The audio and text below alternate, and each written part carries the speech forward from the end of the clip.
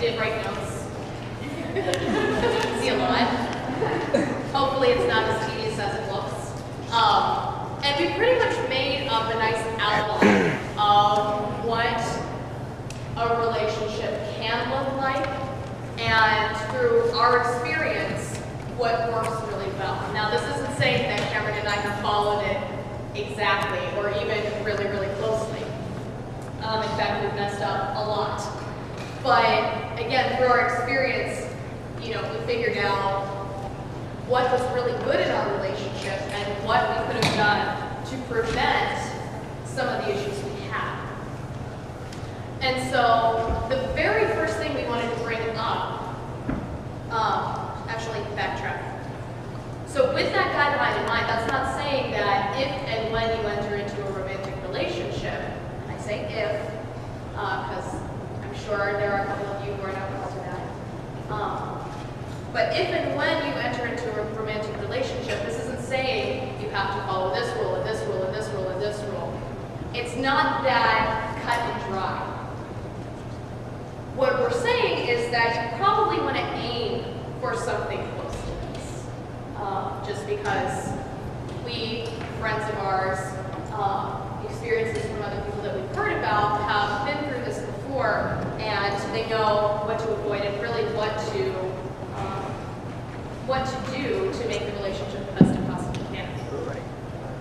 So the first question that I want you to ask yourself is, are you happy? Are you satisfied being single? Like, take a moment to think about that. Are you satisfied being single? Now, some of you are in relationships, I know that. But for me, this was a huge thing. From the minute I was, I figured out that boys didn't have cooties, I dreamt about my husband. And in fact, I thought I was really cool and deep because in junior high, my screen name for AIM was 2/3 a soul. And I was like, I'm like, wow, I'm so deep. Look at me, because a third of my soul is in finding and loving myself. Another third of my soul is in finding and loving God. And then a whole third of my soul is more dedicated to my husband. And I'm just not complete until I find him.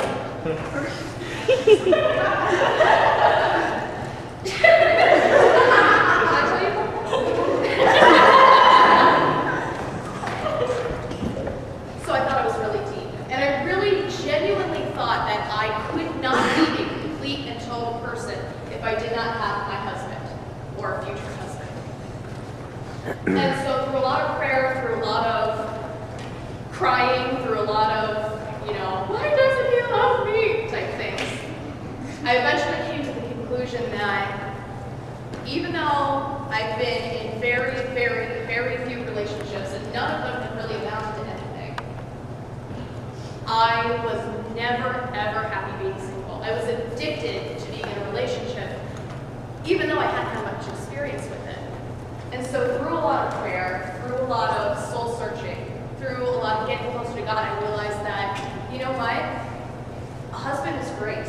A spouse is great. A boyfriend is great. But I don't need them. I don't need them to be complete. I went on the March for Life this past weekend, and we watched a movie, and it was called Cool Running. And it's one of those cheesy 80s movies. And it was a Jamaican bobsled team, okay, in the Olympics. A bobsled is, a sled that you ride in the snow, so it's kind of weird. It was really cheesy, it was really whatever, but at one point in the movie, the coach says, they talk about getting the gold medal. And the coach says, if you aren't enough without the gold medal, then you will never be enough with the gold medal.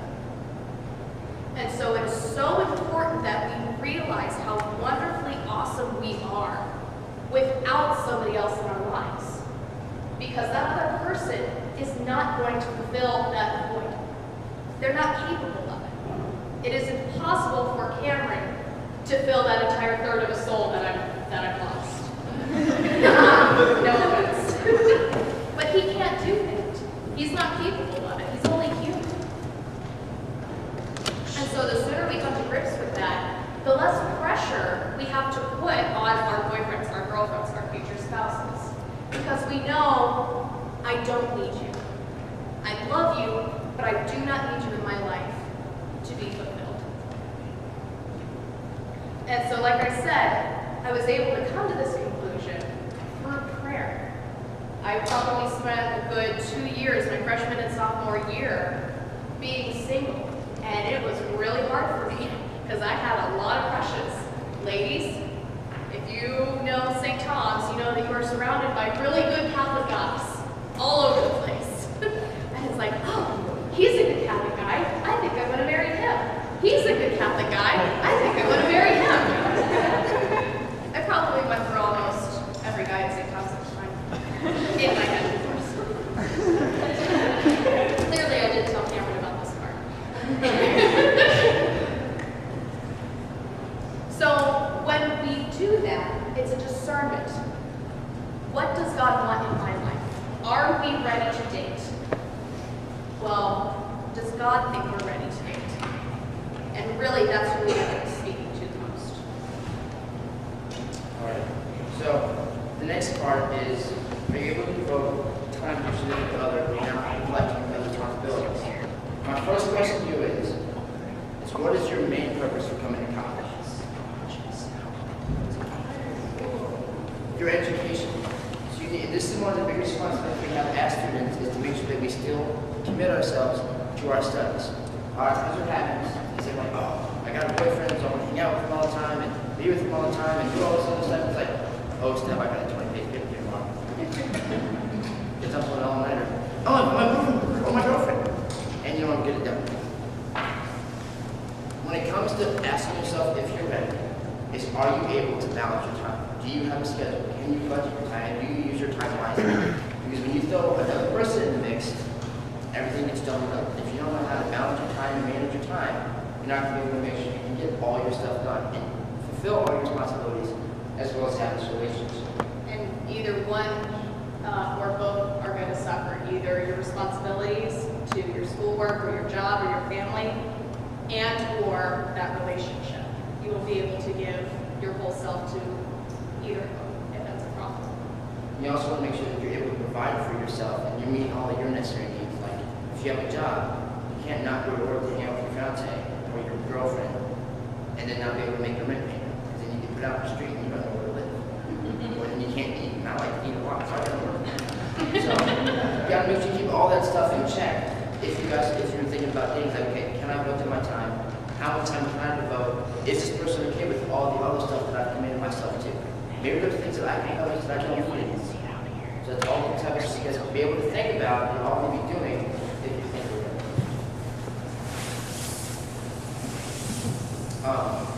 Alright, for this next topic, I'm speaking mainly to the guys, but the girls is just as important to you as well. The next question is lust a friend or a foe? Now, lust in itself is the wanting to use somebody else for your own pleasure.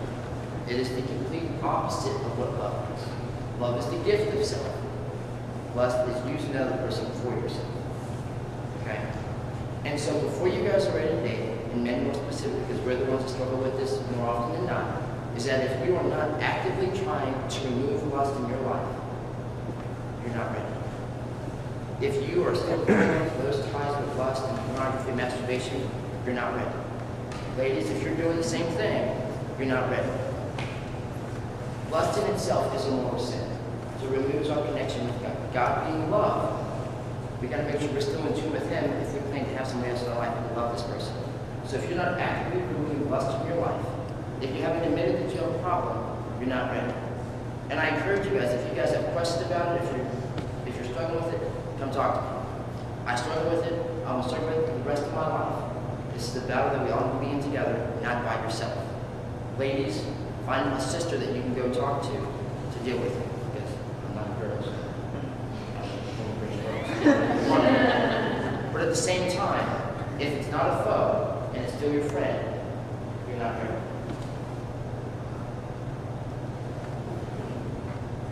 Another way to know whether or not you're ready to date, to go searching for that spouse, is look at your friends. Who are you surrounding yourselves with? Now, I'm assuming that because you're here, you have a passion to find truth. You have a passion to live out your path of faith and to surround yourself with people of that faith. And that's a really good start, because if you enter into any relationship, you need people around you supporting you. If it's so easy to go down, to date somebody who's not good for you because maybe they make you feel good, or to you they're really nice, but when they leave you, they're a jerk. It's really easy to fall down that path, and it's so important to have those girlfriends and those guy friends that can say, listen, Marley, you better watch out for this guy. He's crazy. Unfortunately, I didn't have that, so. But really foster those relationships, because those relationships need to stay with you throughout this relationship. It's so easy to get in the trap of, oh, I'm in a relationship now, and you shed all of your friends. I've seen it happen. I'm guilty of it as well, I'll tell you right now. And it really hurts you when suddenly your boyfriend or girlfriend can't be around you all the time, and you're just kind of left out to dry. So keep those friendships in mind. Use those friendships to help you find your future mate, because your friends probably know stuff about you that you yourself haven't quite realized yet. And so they are huge tools to helping you find someone who is going to love you the way you deserve to be loved. True story. My best friend, I was walking to my knees with him, he made a detour through Fireside, and he shoved open the doors of the car and said, Marley, Cameron needs to talk to you. I was like, ah. So had it not been for him, I wouldn't have initiated our relationship when I did, because I was in crazy mixed up. But like, again, having those friendships is critical, absolutely critical.